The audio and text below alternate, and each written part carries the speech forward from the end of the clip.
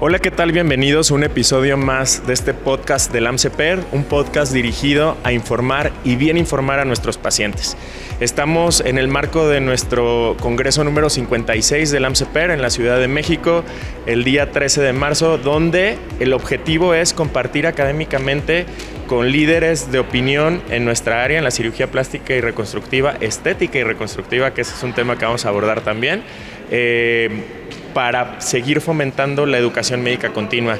Y hoy tengo el gusto de estar con la doctora Jackie Aragón, quien tiene su práctica privada en el borde norte de nuestro país, en Tijuana, y la doctora Carolina Durán, quien vive en Colombia, en Bogotá, y también tiene su práctica en esta ciudad. Y el tema de hoy, vamos a hablar de todos los mitos que hay alrededor de la cirugía mamaria. Entonces, un gusto tenerlas, Jackie. Bienvenida. Un gusto, muchas gracias. Gracias. Bienvenida, Caro. Bueno, vamos con el punto número 1. ¿Cuál es la pregunta más frecuente en tu consultorio, Jackie, cuando llega una paciente? Digamos, yo creo que es muy diferente dependiendo del grupo de edad, pero ¿cuál es la preocupación mayor cuando te solicitan una cirugía mamaria en tu consulta?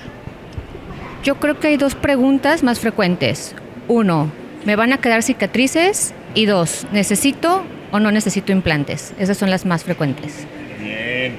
Fíjate que son dos puntos muy importantes. Creo que es muy importante aclarar el hecho de que no toda la cirugía mamaria va con implantes.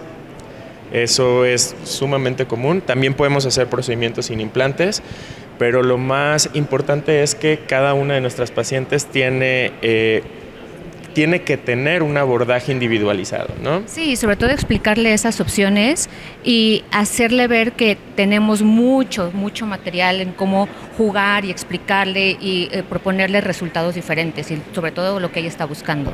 ¿Cuándo sí usas implantes? ¿Cuál es la candidata ideal para usar implantes? ¿Y qué les dices a tus pacientes? Porque siempre te dicen, doctora, ¿me va a poner de los de por vida? Exacto, eso es súper frecuente, súper frecuente. No sé de dónde escucharon eso de que si es de por vida, pero sí es una pregunta que últimamente hacen mucho. Bueno, la primera decisión que yo tomo en cuenta para ver si voy a utilizar implantes o no es si la paciente tiene cero material mamario. Y sobre todo si me está pidiendo un volumen muy grande, en donde pues no hay otra manera, con grasa no lo podemos alcanzar. Entonces, si está buscando un volumen grande, definitivamente es una opción para utilizar implantes. Y entonces ya vemos qué está buscando para ver qué tipo de implantes le ofrecemos. Claro. ¿Qué piensas, Caro, de estas pacientes que buscan un volumen exagerado,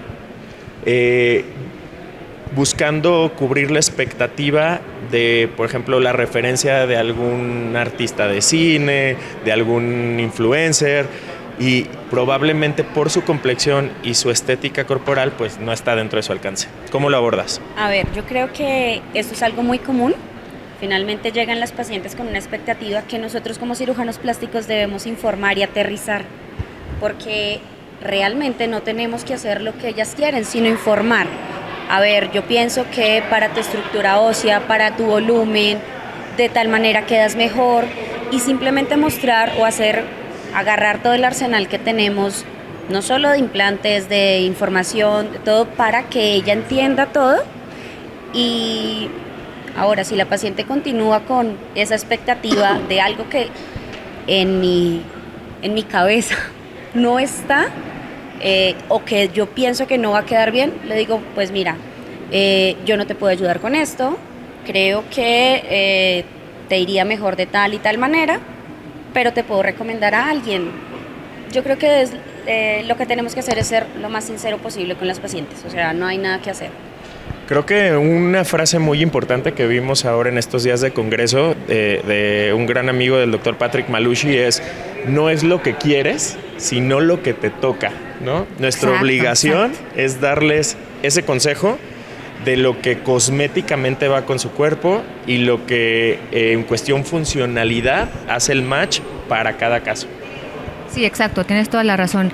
Muchas pacientes llegan muy influenciadas por cirugías que se han hecho sus amigas o con determinada técnica que les resultó a ellas súper bien, pero pues ellas tienen una estructura ósea totalmente diferente, una estatura totalmente diferente y te llegan a pedir ese tipo de situaciones, ¿no? Entonces, la explicación, el sí, el no y el por qué, eso yo creo que es básico. Sí. Como que individualizar que la paciente entienda que tú le estás individualizando el propio manejo. O sea, a ver, tú eres diferente, tú no te pareces en nada a tu amiga. Si Claro. te pongo este volumen, tú vas a quedar de esta manera. Mira el tamaño de tu tórax, mira lo que tú dices de tu estatura, todas esas cosas. Entonces, si individualizamos el paciente, pienso que es mucho más sincero para ella, y además que no nos casamos con ninguna técnica, con ninguna casa comercial, con ningún tipo de implante, vamos a hacer realmente el manejo que esa paciente necesita y con la que se va a sentir mejor y va a quedar mejor. Sí, nuestra obligación como especialistas es darles el mejor consejo e informar. Y ellas deciden si eso hace match o hace clic con lo que están buscando. Me gustaría hablar de un tema que muy rara vez se habla y que cada vez hay más pacientes y hay más apertura, y es la reducción mamaria. Lo que yo he visto en mi consulta de estas pacientes es que nadie las entiende. Las amigas, los familiares les dicen, oye, no te quites, todo el mundo se quiere poner y tú que tienes te lo quieres quitar. Pero realmente hay repercusión biomecánica en su postura, en su columna, ellas no se sienten cómodas. ¿Cómo abordas, Jackie, a estas pacientes, que seguramente tienes mucha por la región geográfica en la que tienes tu práctica privada? ¿Cómo abordas a estas pacientes que buscan reducción? ¿Qué opciones tienen? ¿Cuál es tu experiencia alrededor de este grupo de pacientes? Fíjate que a mí me pasa algo súper chistoso. Hay pacientes que obviamente en frontera son súper grandes, a diferencia de nosotros que somos chiquitos, como más petit. Ellas son muy altas, unos 70, 1,80 y con un tórax también súper grande. Son pacientes que la mayoría de veces, desde que son adolescentes, siempre tuvieron mucho volumen mamario. A lo mejor en ese momento no lo tenían tanto en la mente de me voy a operar siendo 20 años, 30 años, se casan, se embarazan y todo el proceso de la glándula mamaria, y llegan como en los 40, 50 años queriéndose reducir. Y exacto, es una pregunta así de, es que ¿cómo te vas a quitar si todo el mundo nos queremos poner? Pero es un issue que siempre han tenido de, es que yo me quiero ver con un tórax más pequeño, quiero poder hacer más ejercicio, una vida más normal, la ropa nunca me quedó, siempre me tuve que comprar 1 o 2 tallas más grandes para que me cerrara el botón, no se me viera mal. Entonces ahorita que ya pasó el momento de los hijos, otro proceso laboral también muchas veces, ya se quieren ver como más como ellas siempre soñaron. Pero otra pregunta también que siempre me hacen es de, ok, me las quiero reducir, pero no quiero cicatrices. O quiero las cicatrices menos posibles. Entonces es una plática así de estira y afloja de, o sea, te las puedo reducir, pero no puedo no dejarte cicatrices. Y de eso han salido muchos memes de que te pones unos tapes, que te las levantan nada más. O sea, está súper chistoso, pero sobre todo las cicatrices es un tema importante. Muy bien. Caro. Sobre todo en pacientes jóvenes. Sí. Creo que las pacientes jóvenes, hay mucha paciente joven que no ha tenido hijos, pero que se quiere reducir el volumen de la mama porque finalmente no pueden salir a correr, no pueden hacer ejercicio, les incomoda, se las hace tener una apariencia de tener más peso del que realmente tienen. Entonces abordar esa parte con ellas es mucho más difícil y ellas a veces esperan más tiempo por el cuento de las cicatrices. Entonces sí. Fíjate que yo sí les quiero comentar, la paciente más joven que yo he tenido de reducción mamaria, en ese entonces tenía 12 años. 12 años. El conflicto ético era de los papás y mío. Y yo tuve la fortuna de formarme de cierta parte con la doctora Elizabeth Hall Finley, quien es una autoridad en cuestión de reducción mamaria, y lo peloteé con ella. Le dije, tengo este caso, ¿qué me recomiendas? Y me dijo algo muy importante. Ella tiene derecho a vivir su vida como quiera, aunque sea menor de edad. Si tiene el apoyo de sus papás y legalmente firman, lo puede hacer. Ella era la más convencida y sus razones eran muy claras. Me estorban, me gusta jugar básquetbol, mis compañeros me ven con cierto morbo, no me gusta. Entonces ahí aprendí muchísimo a tratar de entender las necesidades de cada uno de los pacientes. Y bueno, finalmente tuve el apoyo de sus papás, finalmente lo operamos y fue una de las pacientes más contentas. Yo les puedo decir, mis pacientes, explicándoles la cicatriz, creo que no es su preocupación principal. La preocupación, son pacientes como muy a gusto con la reducción, mejoran en cuestión de dolor de cuello y de región torácica, mejora su postura, se sienten cómodas. Sí entiendo que a veces es una preocupación la cicatriz, pero la cicatriz depende de muchos factores. Lo que sí podemos hacer como especialistas es cultivarla para darles el mejor resultado estético de la cicatriz. Sí, claro. pero no podemos trabajar sin cicatrices. No hay manera. Fíjate que también ahorita hablando de pacientes jóvenes, hay muchas pacientes que han usado cualquier método para bajar de peso y entonces necesitan una reducción mamaria con un lift. Entonces, ahorita también paciente joven es súper común que lleguen en esas condiciones. Oye, Jackie, tú ves mucho a pérdida masiva de peso y ahorita en la era de los Ozempic y de todos estos medicamentos, sí, claro.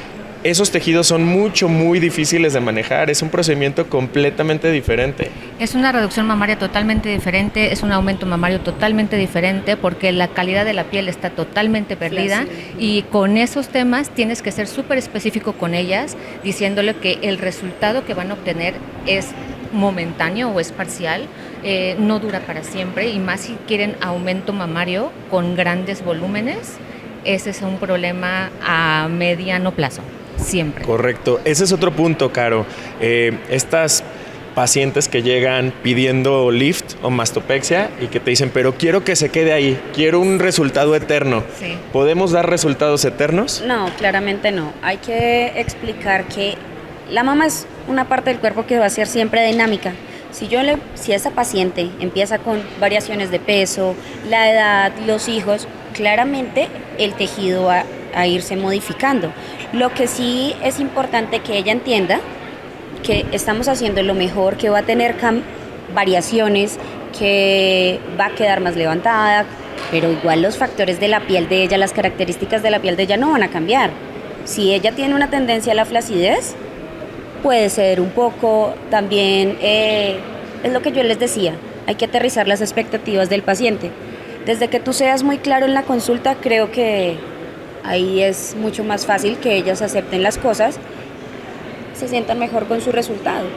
El ser honesto con los pacientes es la mejor estrategia que podemos tener. No podemos controlar el paso del tiempo, pero tampoco podemos decir que algo va a ser permanente porque no tenemos certeza del proceso de envejecimiento de nuestras pacientes, de los cambios que puedan llegar a tener, ¿no? Claro, y además ahorita tenemos que echar mano de todas las tecnologías, por ejemplo, los exosomas, los ultrasonidos, las radiofrecuencias. Sin embargo, estas pacientes con pérdida de peso, por más que la tecnología que quieras usar, esa piel laxa y totalmente pérdida de colágeno, es imposible de tratar con estas tecnologías.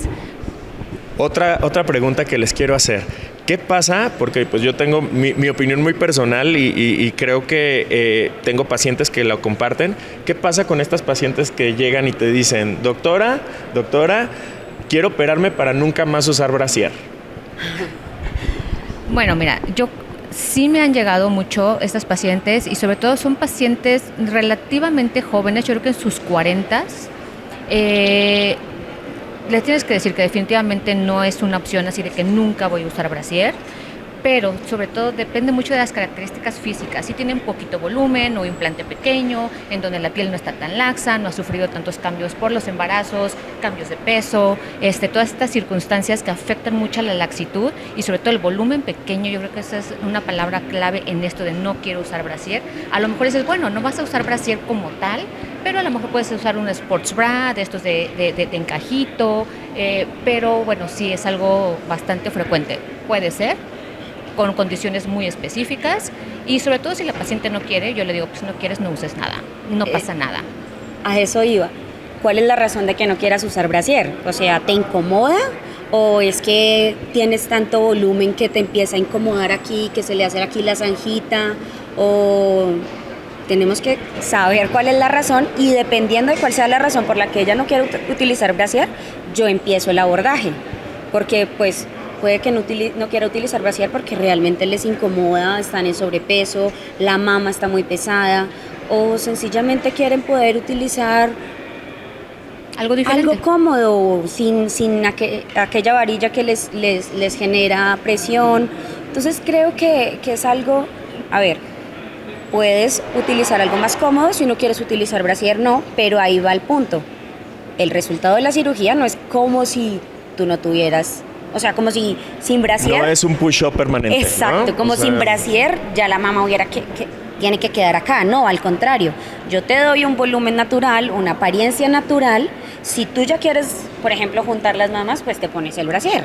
Si quieres algo más natural, pues te lo quitas y ya. O sea, no te voy a dejar como si tuvieras el brasier constantemente. O sea, nosotros no hacemos eso tampoco, porque va a quedar un resultado artificial y no. Exacto, no es un resultado como ver una Barbie. Todo que buscan ese resultado, ¿no? Sin ropa y con ese efecto push-up permanente. Ese es un punto importante. Fíjate que yo lo que les comento en la consulta a este tipo de pacientes o estas pacientes que buscan ese efecto, que a veces me dicen, quiero un look artificial, quiero verme operada. Yo sí les comento, a ver, la mama de manera natural tiene dinamismo. Si tú te acuestas, la mama se va un poco de lado. Si tú te paras, te das el push-up con cierta ropa o escote, se va a ver diferente. Vamos a buscar que tu mama desnuda en el espejo se vea natural y el efecto de push-up luzca más cuando tú te lo quieras dar, pero no que lo tengas permanente, porque estos push-up permanentes generan una deformidad estética a largo plazo. Ustedes lo saben como expertas en el área. Si subes demasiado el implante y haces una distopía entre la glándula mamaria y el implante, vas a tener una waterfall deformity, una deformidad en animación usando músculo. O sea, puedes tener más complicaciones a largo plazo que el beneficio que se puede obtener. Sí, totalmente. Algo que también me llegan a pedir frecuentemente, ahorita que dijiste el efecto de waterfall, me dicen, es que fíjate, cuando me acuesto y se me van para arriba cerca de la clavícula, ahí quiero que me queden cuando me pare. No. O sea, es 4 o 5 centímetros abajo de la clavícula. Y digo, ¿sabes qué? Es que eso no se puede hacer. No es lo recomendado. No. ¿Yo sabes cómo les digo? No, les digo, o sea, quieres un efecto de cantante de reggaetón. Que la boobies nazca así debajo de la clavícula. Aquí arriba, claro. O sea, eso también me llegan a pedir algunas niñas, sobre todo chiquitas americanas. Okay. Los Ángeles, cerca de la frontera, California Sur. Interesante y qué gran responsabilidad poderlas aterrizar. Claro. Orientar y explicar todas las complicaciones y por qué sí y por qué no. Independientemente que se operen contigo, con Caro, conmigo, que tengan la información correcta para tomar decisiones y que si aún así deciden hacerlo porque están en su derecho, que sepan lo que puede venir después. Sí, exacto. ¿Qué más? ¿Qué les parece? Hablemos un poco de reconstrucción mamaria. La reconstrucción mamaria es un área fascinante y no solo es para pacientes post-cáncer de mama o post-mastectomía. También se puede hacer reconstrucción en pacientes con complicaciones de cirugía mamaria estética o con iatrogenias hechas por personal médico no autorizado para hacer cirugía mamaria. Y muchas veces se separa y dicen es reconstructiva. Creo que no, creo que para reconstruir una mama tenemos que echar mano de los conceptos estéticos. Total. Y debe ser completamente estético. Las dos van de la mano, o sea, estética nunca se puede desasociar de reconstructivo. Nosotros tenemos los conceptos reconstructivos y lo aplicamos a lo estético y en nuestros pacientes estéticos vamos a aplicar lo reconstructivo, o sea, es simplemente no soltar esos dos conceptos. Ahora, en las pacientes de reconstrucción mamaria, creo que lo más importante es cuáles son las expectativas de ella, cuál fue la razón de por qué se está realizando la reconstrucción y saber realmente qué es lo que ella quiere y necesita para poder utilizar todo lo que tenemos a nuestro alcance para ayudarla. Yo creo que también es muy importante entender y que ellas entiendan que la reconstrucción mamaria es un proceso, no es una cirugía aislada. Sí. Y puede llevar varios procedimientos. Le vamos a tirar nosotros a que la primera sea la que más avancemos, obviamente. Claro, por supuesto. Pero no es una cirugía cosmética, digamos. Sí con principios estéticos, pero no es lo mismo que ponerte unos implantes, hacerte un breast lift, hacerte una reducción. Sí. Tiene más chance de tener varias etapas. Claro, y fíjate que en los últimos años, eso que salió mucho de moda de pues todo es Hollywood y todo es influencers y todo es las personas que manejan redes sociales a un alto nivel, es me voy a hacer mastectomía profiláctica porque tengo miedo de que me vaya a dar cáncer, aunque ni siquiera tengan el antecedente. Llegó una moda de que quiero mastectomía y mastectomía y mastectomía. Entonces son pacientes que realmente no sabían, pensaban que es un cambio de implantes, ¿no? Sí. Un tema de ese tipo. Entonces es un abordaje totalmente de, esto es totalmente reconstructivo, no es estético meramente, claro que se hace con las bases estéticas para tener un buen resultado, pero el abordaje de reconstructivo, y cuando les mencionas esa palabra de vamos a hacer un abordaje reconstructivo, ahí es como cuando les cae el 20 de, a ver, si me quiero hacer la mastectomía profiláctica o no. Entonces, esto son también modas, es algo muy frecuente, pero afortunadamente tenemos esas bases de usar una de la otra, estético, reconstructivo de la mano. Fíjate que qué buen punto, es muy común, definitivamente esa cancerofobia o miedo. Sí. Y las indicaciones actualmente son muy claras. Hay estudios genéticos que determinan si hay mutación de oncogenes, es candidata a una cirugía mastectomía reductora de riesgo, porque no previene al 100%, claro, sí. Es reductora de riesgo y sí, las pacientes no lo entienden, creen que es lo mismo como si esto me va a dar problema, ya lacté, quítenmelas y total que me ponen un implante y se ve muy bonito. No, y que tenemos que dejarles claro que no sabemos qué edad tiene la paciente en el momento que le vamos a hacer el procedimiento, pero ¿y qué va a pasar más adelante cuando ese paciente que le hiciste una mastectomía profiláctica, que por ejemplo no tenía los criterios que mencionó Gustavo, y toca cambiarle los implantes, o ya tiene otras expectativas y quiere algo diferente? ¿Con qué lo vas a reconstruir si ya no tienes tejido? Quitar.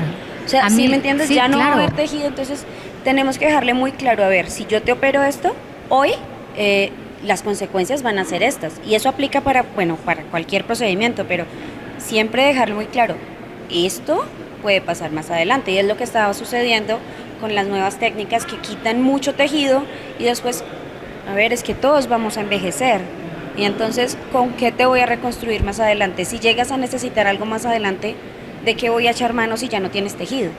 Ese punto es súper importante. Creo que el que nosotros seamos conservadores y preservemos al máximo el tejido de nuestras pacientes es, pensar en su futuro, pensar en que después no tengan un problema.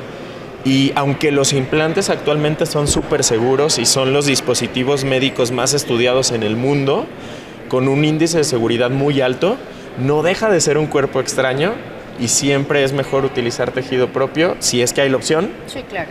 A diferencia de implantes. Sí, fíjate que muy de la mano después de esta moda de la mastectomía profiláctica, cancerofobia y estos temas, a los pocos años vino la moda de me quiero quitar todo lo extraño que tengo en mi cuerpo.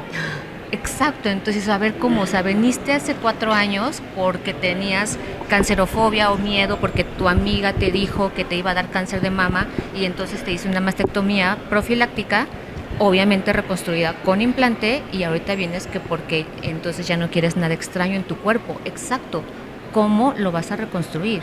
Y sobre todo pacientes, a lo mejor los que tienen un poquito más de volumen, a lo mejor pudiéramos tener más opciones de reconstrucción, porque finalmente es volver al tema de, no es un tema meramente estético, tenemos que abordarlo de manera reconstructiva. Entonces, ahora te quito el implante y qué opciones tengo para que este resultado sea pues favorable. Correcto, yo creo que es muy importante entender que la línea de la vida de la mujer es dinámica y puede ser que en sus 20s, 30s tengan una necesidad, pero a los 40 ya cambió, sí, y después de los 50 ya, si es que por ejemplo tienen implantes, ya lo que quieren es librarse de problemas y decir, pues quítenmelos que me queden chiquitas, bonitas y en su lugar, ¿no? Exacto, ya van a querer comodidad, pero siempre sí tenemos que ser claros. Ese es el punto de hoy, ser claros con nuestra honestos. Paciente, porque sí, modas, como tú dijiste, van a estar constantemente apareciendo. Claro. Y obviamente los pacientes tienen esa influencia externa y te pueden llegar a consultar, pero tú tienes que saber lidiar con ese tipo de modas para poder orientar bien al paciente. O sea, tenemos un pocotón de herramientas ahorita, muchísima información, muchísimas técnicas quirúrgicas, formas de reconstruirle, pero cada paciente es única. Hablando de influencias, doctoras, ¿cómo orientamos a nuestras pacientes a que no se dejen manipular por influencers, por actrices que no tienen conocimiento, no son expertos, o fuentes como el internet o el ChatGPT, que pueden ser una buena herramienta que pueden jugar a favor, pero definitivamente hay fuentes bibliográficas certeras, hay evidencia científica real en nuestra área? ¿Cómo podemos orientar a estas pacientes que yo les llamo las pacientes mal documentadas, que llegan y te dicen, ya vi que a fulanita, por decir, a esta niña, la que era esposa de Brad Pitt, ¿cómo se llama? Angelina Jolie, que ella tenía la justificación, ella tenía mutación de los oncogenes, entonces tenía la justificación para la mastectomía reductora de riesgo, pero ¿cómo hacer para abordar estas pacientes que llegan con esta malinformación? Mira, la verdad es que es algo súper complejo porque desde que, como les mencioné hace rato, mi tía, mi amiga, mi vecina, pero ¿qué crees? Que ahora tenemos esta influencia enorme de las redes sociales en donde, sobre todo la gente joven, no es tanto de mayores de 50, no tanto, yo creo que, bueno, al menos mi comunidad son de gente joven, 20, 30, incluso a veces 40, pero si tienen hijos como que eso disminuye. Ya como que tienen hijos y ya no buscan tanto lo que la influencer dice o lo que las redes sociales dice, pero es algo de que lo debes de aterrizar y explicar, como tú dices, o sea, la información y sentarte y abordar el tema que me estás pidiendo, es factible, no es factible, y sobre todo decirle, ¿se puede hacer o no se puede hacer? A la pregunta de Gustavo, yo creo que la única forma de realmente enfocar esas preguntas y toda esa información extra que tienen nuestros pacientes es con evidencia científica. O sea, nosotros no podemos estar, digamos que modificando nuestras cosas por modas o por mayor información que tienen o por lo que dijo uno o el otro.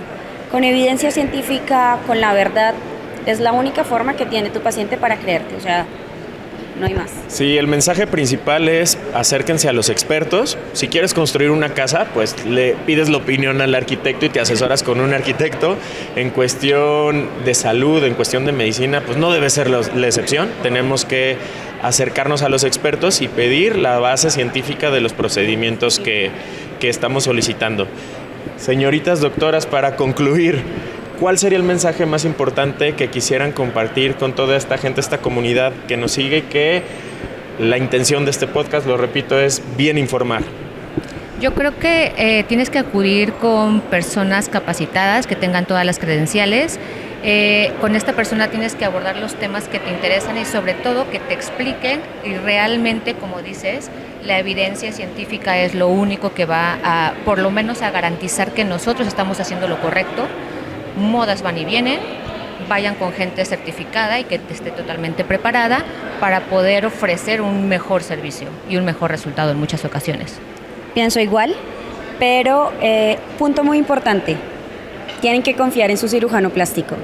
Realmente la confianza es la base de todo. O sea, busca, claramente vas a ir a un cirujano plástico certificado, pero confía. Si esa persona no te generó esa confianza, busca otra opción.